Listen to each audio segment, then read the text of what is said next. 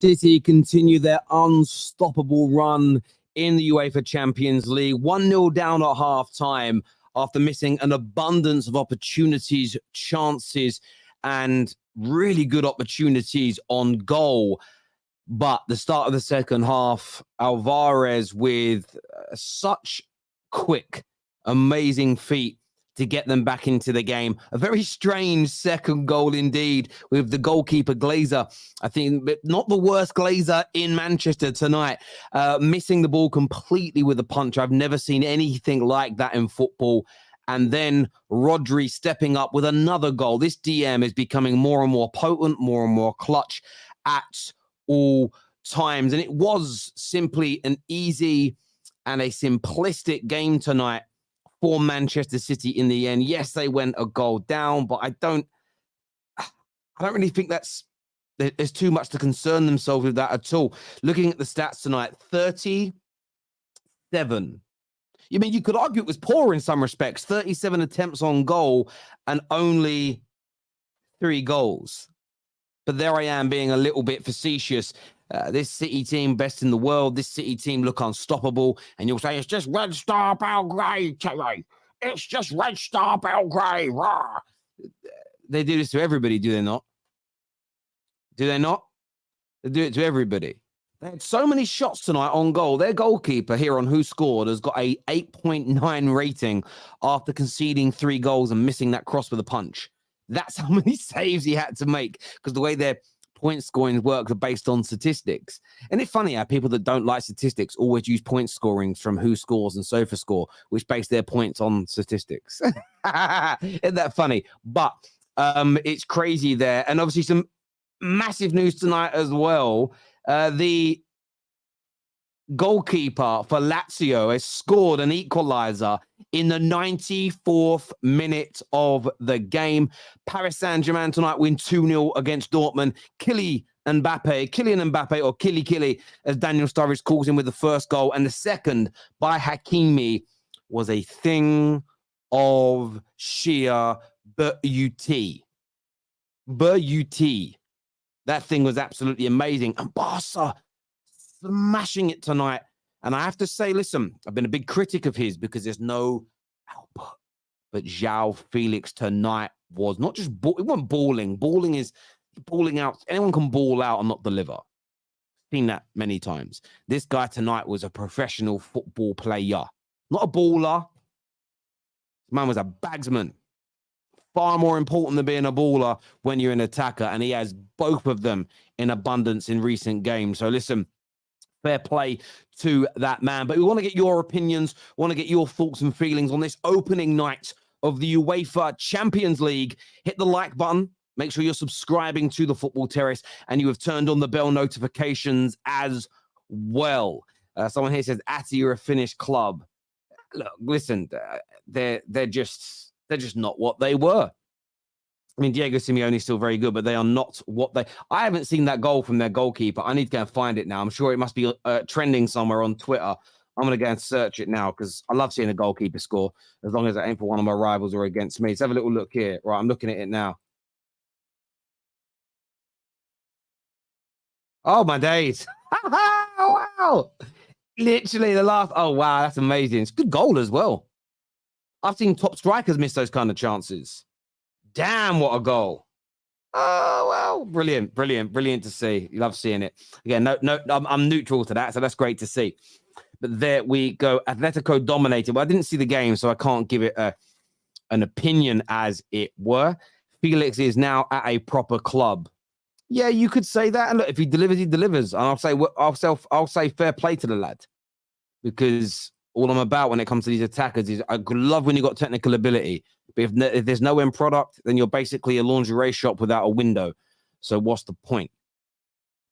Let's have a little look here. Decent header, mad scenes in Rome. Absolutely. Some people won't realize that Lazio's in Rome, but it is. Ramsey here says, Terry, I told you Man City are not getting weaker with the absence of KDB, Stones, Grealish, Kovacic, Mateus Nunes. What a performance. Julian Alvarez, man of the match. I'm looking forward to the United game. I'm not even thinking about that match as of right now, but look, City do look great, and they invested so well in the summer with bringing in keeping Silva and Walker, bringing in Doku as an example. Alvarez getting more game time so far this year. Excellent signing of Mateus Nunes. Nunes, sorry, I got to say it right. It's Nunes. I've been told by a few Portuguese people is how you pronounce it properly. Kovacic is out, but a good signing and acquisition he was. Guardiola. They don't sit still, Man City. And whenever they make a mistake, do you know what they didn't do this year? They didn't just say, do you know what? We're losing Gundogan.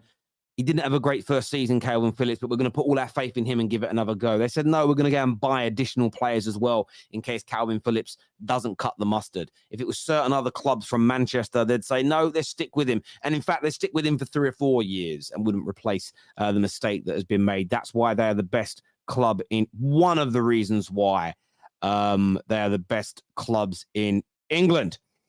37 shots is absurd. Listen, Red Star Belgrade are not a good team. Let's have it right. They're an okay team.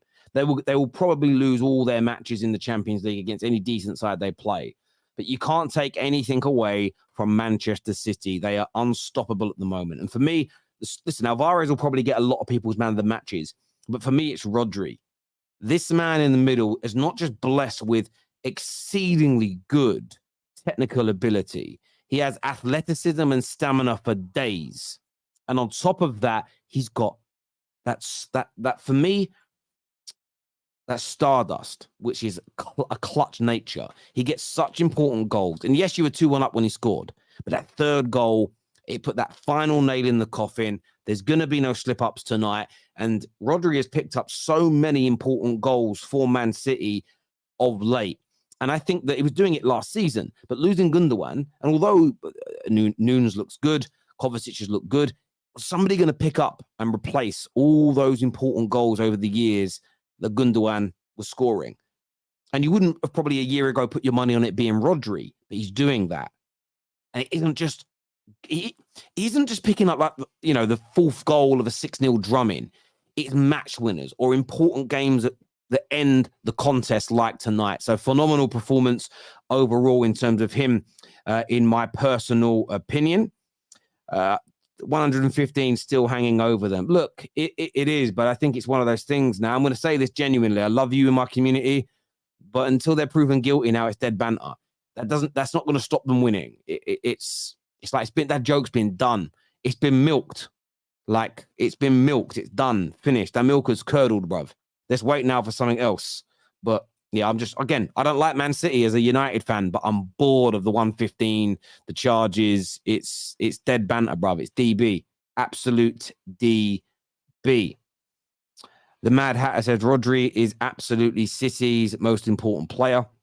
Yeah, I actually think they could cope more without Haaland than they could Rodri. If one of them was to get a season-ending injury now, I genuinely believe City would be worse off if it was Rodri than if it was Haaland. I still think they would have enough goals in their team without Haaland. I don't know how they would cope long-term without Rodri. As good as their other players are, I don't think they have a midfielder as good as him. All the others are very good, but he's a level above them. Not KDB, different type of player in terms of commanding that midfield. But yeah, you could definitely argue he's the most important linchpin now, and the guy that gels everything together so perfectly for Man City. But again, on top of his ability, his clutchness, his stamina and athleticism, his availability is absolutely top class. It really is. Lazio goalkeeper deserves to win the Puskas. I hear what you're saying there. Agreed, Terry. No, it's true. It's true. It is dead. I think that's back to the banter. The Mad Hatter said, listen, you all know me. I like to banter my rivals when I can, but it's been milked to death now. Milked to death. It really has been milked to death. I will continue to milk it forever. Fair enough. If you want to do that, bro, you do that. Terry, what do you think about PSG? You think they can win the Champions League? I mean, they've got a chance. They've got Mbappe. They've got Hakimi. They've got Dembele. if he stays fit. I like Ugarte. The team doesn't have as many stars as it's had in previous years, but that's never won them the Champions League. So maybe this approach is different. City are the team to beat. And I know we've not seen everybody else play yet. That's a given. But City are the team to beat by a country mile, in my opinion. You're then going to have Bayern Munich and Real Madrid, who are the next two favourites. Barca have started well. Maybe you might be able to throw Barca into that mix. I think like the Barcas, the PSGs, the Arsenals are then probably in that next group underneath, because you've got to factor in overall quality of the team now. You do have to factor in heritage. It does play a part. Fans know how to handle things. Even current teams that have been together a while and gone deep into this comp or won it, they have that winning mentality and know-how. So, yeah, I would kind of say City as favourites, and then you would put Bayern Munich, Real Madrid underneath, and then I would look at PSG, Barcelona, Arsenal, and you might throw one of a team in that. Off the top of my head, I can't really think of who that would be that go into that next category. And then it's just, you might throw Inter Milan into that. You know, they went quite far last year. But then once you go below that, I don't think anybody beneath that is going to have the capabilities of getting anywhere near winning the Champions League this season, just because there's too many other teams that I feel right now are better than them. However, the Champions League's a special comp. As long as you're in it by February, two or three of the teams that we really rate might be in terrible form, and a few teams that we're not rating right now might be absolutely on fire. So suddenly the world changes. But as of right now, Napoli, that's a great shout. That was in my head, Napoli. But again, Napoli are definitely in that category with the Arsenals, PSGs, Barcelonas this year. You know, they're in that kind of category, even though on their day they may be better than those teams. What they've done in the chat. You saw last year how AC Milan beat them, in my opinion, was a heritage issue. And it was a fan issue. Tension, nervousness creeps in. I think that plays a part. Man says Arsenal. Trust me, Arsenal are in that category. They're in that category with the likes of PSGs. Barca are there because I'm not too convinced how good they are yet. But PSG, Napoli, and Arsenal are put into that category because right now in their own countries, they're one of the best teams who are in the Champions League. But they don't have that heritage and that brilliant European record. So I think they're better than some of the teams below them that have a better heritage in the competition. But they're not quite at the level in this tournament as the Real Madrid, the Bayern Munichs, and of course, Man City. I don't really think that's a weird place to be putting them as of right now, in my humble opinion. Sorry, Terry, I'm feeling heartbroken tonight. Yeah, City, I wonder if Messi is going to call Julian. I'm sure he will, but what are you gutted for? You're a Barca fan. You smashed it tonight. You should be buzzing. But I'm sure he'll send him a text and say, well done. Don't forget Atletico and Porto. Yeah, no chance. Neither of those teams has got a catch chance in hell of winning the Champions League this season, in my personal opinion. We're going to bring V on to have his say now. Man City fan, as you all know. Viewers, make sure like buttons are hit. When I see his face back appear on camera, I'll bring him in, actually. He was there a second ago. He seems to have disappeared right now, and I'll bring him on in. Here he is. He's back with us now. V's going to come on and have his say on the game tonight. V, welcome back to the terrace, mate. A nervy 15 minutes at halftime, but City unstoppable, come up trumps again. Hey, it was nervy for a lot of reasons, Terry. That's an interesting 11. That was a very interesting 11. We should have scored before we conceded. I don't know what's going on. I think Haaland needs to change those boots. I think he needs to figure something out, because it's been 2 games in a row where he's had some guilt-edged chances and it just hasn't gone in. Am I concerned that he's not going to score in future games? No, but I would like him to score these easy ones that are happening. And we defend this title. Which is, I mean, not many City fans want to talk about it, but Terry, when we look at the teams out there right now, when we really look at the quality, and I know teams got to play tomorrow, but dare I think the unthinkable? Dare I think like a Real Madrid fan and think of a back-to-back Champions League? But you should be thinking there. Not only should you be thinking about it, your fans should be demanding it. And the reason I say that is, I'll tell you as to why. I was watching the game with my brother tonight. And remember, my brother supports Leyton Orient. He has no dog in this fight. He has no bias in any of this.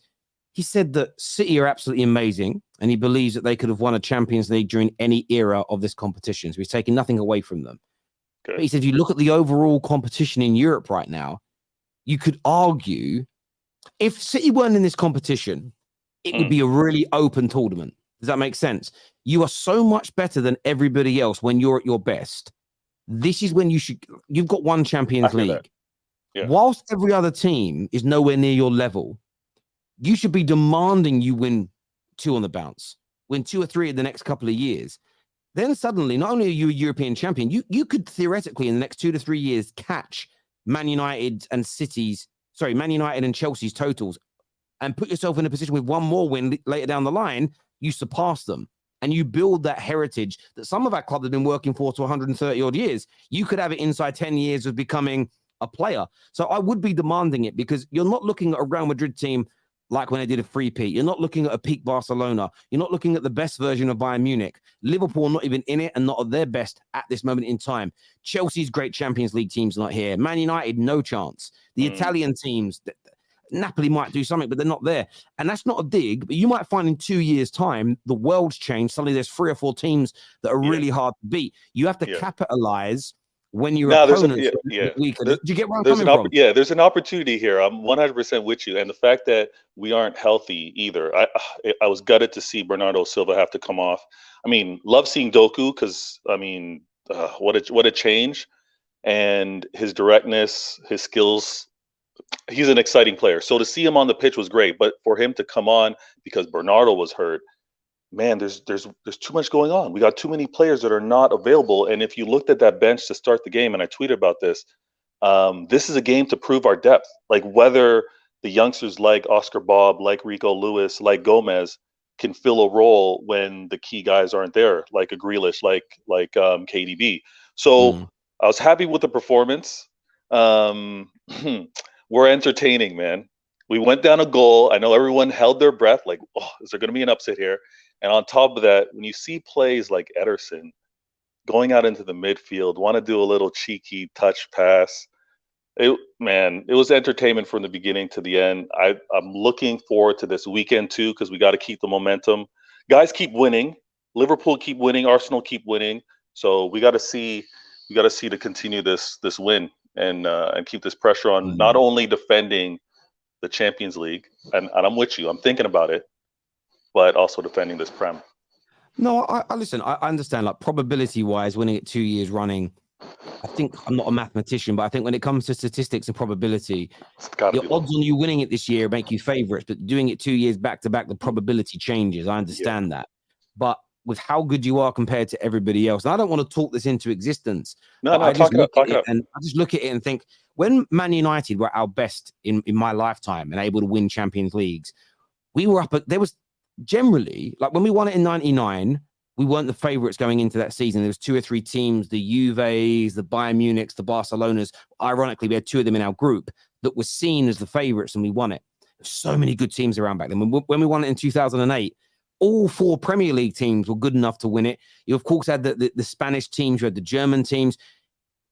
We then went into a space where we went to 2 more finals. We were that good. Right. We came up against Barca, who had been voted the greatest ever club team. Sometimes it's about time. And when Liverpool won a lot of their Champions Leagues in the 70s and 80s, you go back and you listen to the football historians. Europe was tough, and it's tough now. But there wasn't 4, 5, 6 teams at Liverpool's level. They were just the best team in the world, and other teams were kind of struggling. And at the end of the day, no one turns around and says to Liverpool now, yeah, but you won 2 or 3 of yours when the overall standard in Europe was a little bit low. Right. They've just got 6 trophies. You know, no one... Real Madrid got 13, but so many. Look, I think half of Real Madrid's came when there was only a handful of teams that even competed in it. But they've still got 13. So you just got to win them while you're in it, and then you've got the numbers, bro. It doesn't matter who you play, how good everybody else is. You know, Terry, I'm with you because it even if you just look back, the fact that it was a finals last year, it was a semis before that, it was a finals before that. I'm thinking where we should be again, semifinals, finals. We should be at that level, and again. The reason why it's, dare I say, because again, I'm a City fan. You don't really think of demanding, but I'm gonna get there. I'm gonna get there with this consistent winning. But we only have a short window with Pep as well. Like Pep's contract needs to be extended. It's not a guarantee. So we've got this window to make sure that we continue winning while he's here because he is a tremendous difference maker. Like that's the difference across the board. because he can make some of the missed signings or injury crisis that we tend to have like seem like small potatoes. Bro, he's so much better than every other manager in the world right now. It's ridiculous. He is Floyd Mayweather when in his era, where just nobody else that he fought was of his standard. And even the guys that Oscar De La Hoya's and people that went against him, who are also greats, they just don't touch him. He's that good. And look, I do think when he leaves, I don't think it matters who you bring in. De Zerbi, no matter who, you won't be as good as you are now. Yeah. There's no following Pep. This is not even a dig. This is not a dig. This is praise to Pep. You could actually find that for the rest of your lifetime, you're never this good again. Like you may find you're never this good and consistent because there may not be another Pep. Pep might go down as the greatest manager ever. Therefore, it's impossible to replicate this, just this this level. Does that make sense? So that's why I always say to you, how many times have I said to you, why are you not happier? Why are you not more excited? You have to enjoy this because when I grew up first 4 or 5 years, United weren't very good. Then I had a 20+ year period where we were always good. I now regret not enjoying it more. I enjoyed it. Yes. I wish I enjoyed it more because I've had 10 years of horrible nastiness, brother. And it felt my mind feels like it isn't going to end for another 20 years, let alone going to change. So enjoy it because you don't know what's around the corner, bro. Do you know what I'm saying? I hear it. And again, this isn't a dig, but you bring up the perfect example because who can follow Sir Alex Ferguson? Like really, no one could follow the performance, the heritage, the history that he had. No one could. And I would expect the same thing when Pep goes. Whoever is following him, it's going to be a downgrade. It should have been Pep. Man United should have brought. Again, I still think if we'd have brought in Pep, I think if we'd have brought in Pep and a good team around him straight after Fergie, would have been okay. It's only that we've allowed the rot of the wrong people to take set. Now, if Pep came in, I don't think we would get to this point, if that makes sense. But maybe that's just me, mate. But there we go. Oh, good, man.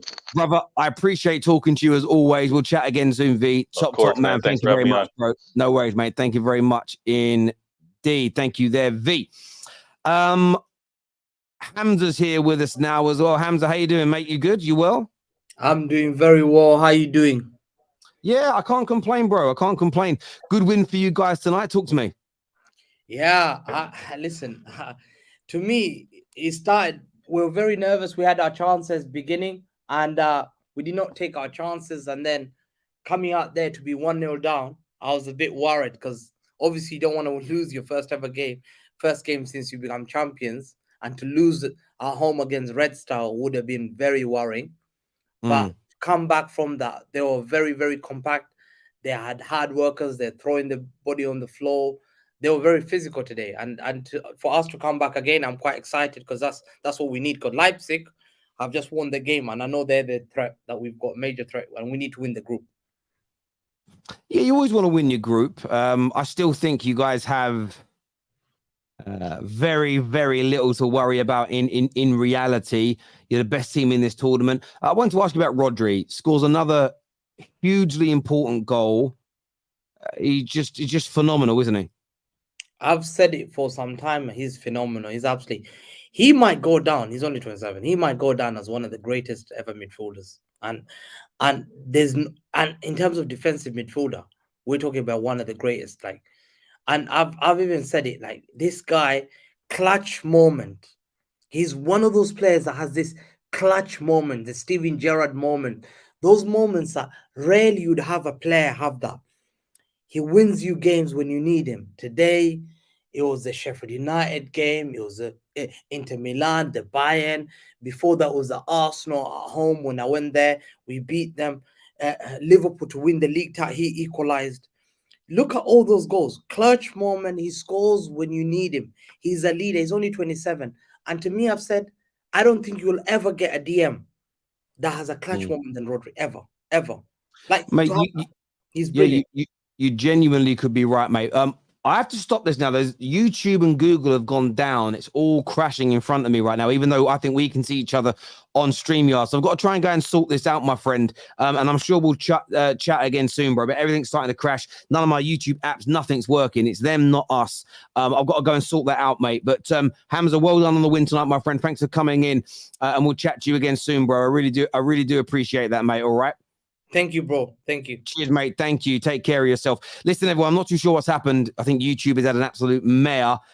We'll speak to you all again very, very soon. Take care, everybody. Bye-bye. Bye-bye.